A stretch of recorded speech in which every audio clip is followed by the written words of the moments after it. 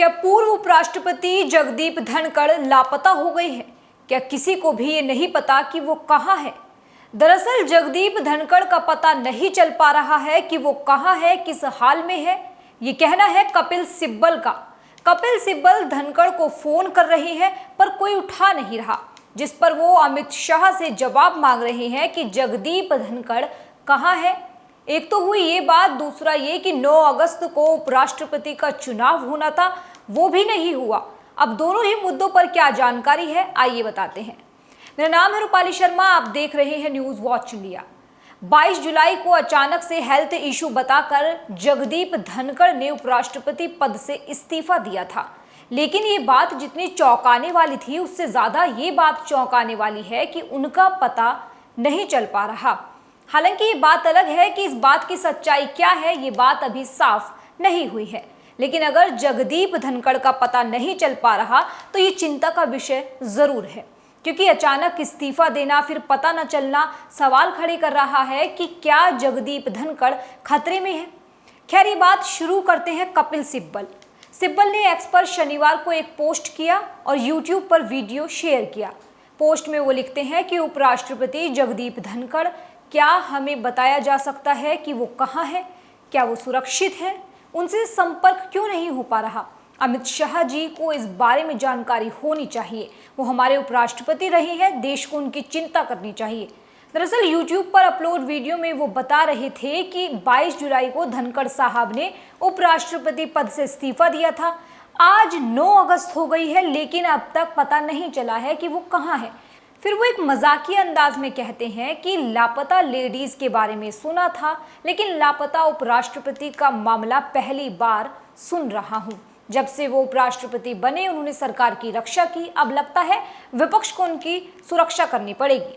मैंने इस्तीफे के दिन उन्हें फ़ोन किया था, उनके पीएस ने उठाकर कहा कि वो आराम कर रहे हैं। उसके बाद से कोई फ़ोन उठाता ही नहीं।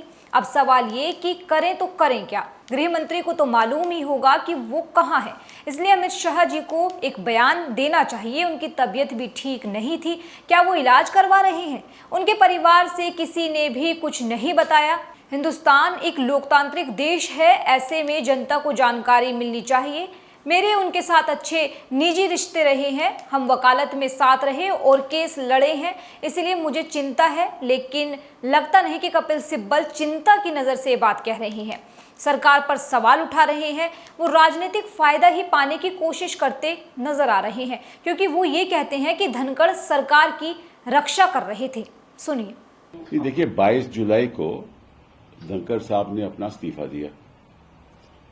आज 9 अगस्त हो गई और उनके बारे में हमें मालूम ही नहीं कि वो कहाँ हैं। अब लापता लेडीज का तो मुझे पता था, लापता उपराष्ट्रपति का ये तो पहली बार सुना। अभी हमारे उपराष्ट्रपति थे और जिस तरह से उन्होंने सरकार की रक्षा की जब से वो उपराष्ट्रपति बने, अब लगता है कि विपक्ष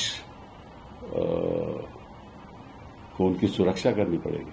अब लग रहा है कि कपिल सिब्बल एक टोंट मार रहे हैं, धनखड़ के जरिए सरकार पर सवाल कर रहे हैं और ये दिखाने की कोशिश कर रहे हैं कि धनखड़ के लापता होने की वजह सत्ताधारी बीजेपी है। क्योंकि अगर आपको नहीं पता चल रहा कि वो कहाँ है तो इसकी जानकारी तो उन्हें घर जाकर उनके परिवार से लेनी चाहिए थी, या पार्टी से ही पूछना था, या अमित शाह से ही पूछना था तो एक फोन शाह को ही कर देते।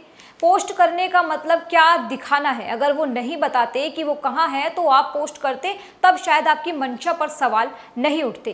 खैर, ये था पूरा मामला। अब आते हैं दूसरे मुद्दे पर, जो नए उपराष्ट्रपति के चुनाव का था। 9 अगस्त को देश को नए उपराष्ट्रपति मिलने वाले थे, लेकिन नहीं मिले। ऐसा क्यों?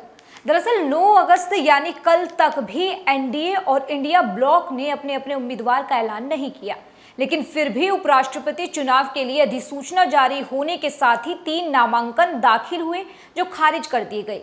ये नाम थे तमिलनाडु के सेलम के रहने वाले पद्मराजन, दिल्ली मोती नगर के रहने वाले जीवन कुमार मित्तल और राजशेखर शामिल हैं।